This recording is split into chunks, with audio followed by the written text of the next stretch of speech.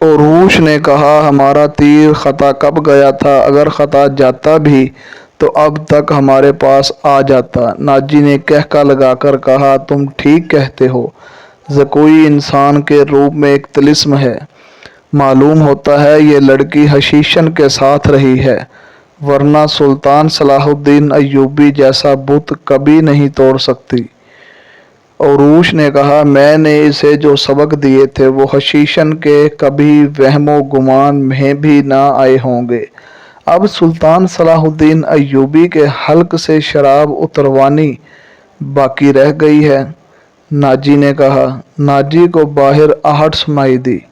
ناجی نے دور سے سلطان صلاح الدین ایوبی کے خیمے کی طرف دیکھا، پردے گرے ہوئے تھے اور سپاہی کھڑے تھے۔ اس نے اندر جا کر عروج سے کہا میری زکوئی نے بت توڑ ڈالا ہے۔ رات کا آخری پہر تھا جب زکوئی سلطان صلاح الدین ایوبی کے خیمے سے باہر نکلی۔ ناجی کے خیمے میں جانے کے بجائے وہ دوسری طرف چلی گئی۔ راستے میں ایک آدمی کھڑا تھا جو سر سے پاؤں تک ایک ہی لبادے میں چھپا ہوا تھا۔ اس نے دھیمی سی آواز میں زکوئی کو پکارا۔ وہ اس آدمی کے پاس چلی گئی۔ وہ اس کو خیمے میں لے گیا۔ بہت دیر بعد وہ اس خیمے سے نکلی اور ناجی کے خیمے کا رخ کیا۔ ناجی اس وقت تک جاگ رہا تھا اور کئی بار سلطان صلاح الدین ایوبی کے خیمے کی طرف باہر نکل کر دیکھ چکا تھا کہ زکوئی نے سلطان صلاح الدین ایوبی کو پھانس لیا ہے اور اسے آسمان کی بلندیوں سے گھسیٹ کر ناجی کی پست ذہنیت میں لے آئی۔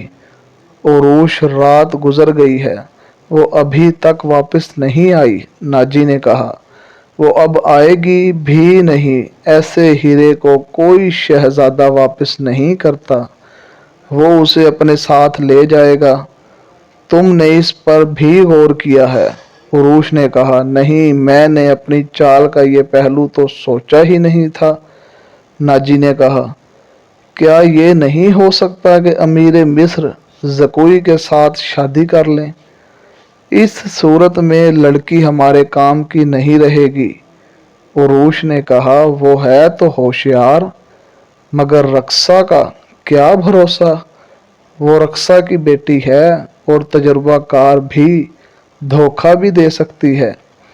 ناجی نے کہا وہ گہری سوچ میں تھا کہ زکوئی خیمے میں داخل ہوئی۔ اس نے ہنس کر کہا اپنے امیر مصر کا وزن کرو، لاؤ اتنا سونا، آپ نے میرا یہی انعام مقرر کیا تھا۔ پہلے بتایا ہوا کیا؟ ناجی نے بے قراری سے کہا جو آپ چاہتے تھے۔ آپ کو یہ کس نے بتایا کہ سلطان صلاح الدین ایوبی پتھر ہے، فولاد ہے اور وہ مسلمانوں کے لیے اللہ کا سایہ ہے؟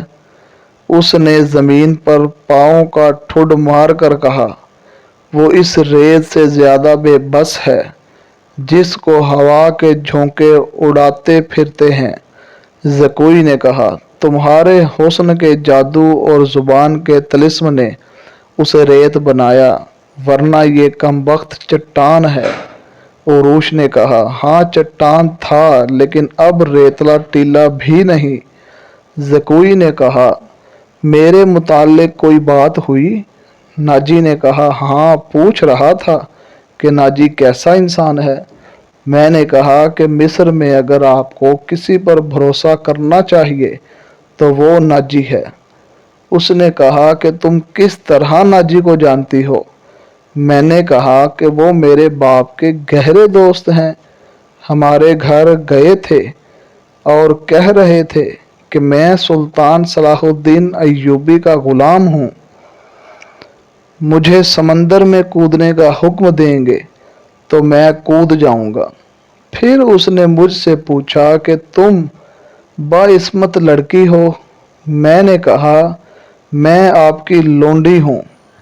آپ کا ہر حکم سر آنکھوں پر کہنے لگا۔ کچھ دیر میرے پاس بیٹھو، میں بیٹھ گئی۔ پھر وہ اگر پتھر تھا تو موم بن گیا اور میں نے موم کو اپنے سانچے میں ڈھال لیا۔ اس سے رخصت ہونے لگی تو اس نے مجھ سے معافی مانگی۔ کہنے لگا میں نے زندگی میں پہلا گناہ کیا ہے۔ میں نے کہا یہ گناہ نہیں، آپ نے میرے ساتھ کوئی دھوکہ نہیں کیا، زبردستی نہیں کی، مجھے بادشاہوں کی طرح حکم دے کر نہیں بلوایا، میں خود آئی تھی اور پھر بھی آؤں گی۔ زکوئی نے ہر بات اس طرح کھل کر سنائی جس طرح اس کا جسم عریاں تھا۔ ناجی نے جوش مسرت سے اسے اپنے بازوؤں میں لے لیا۔ عروش زکوئی کو خراج تحسین اور ناجی کو مبارکباد دے کر خیمے سے نکل گیا۔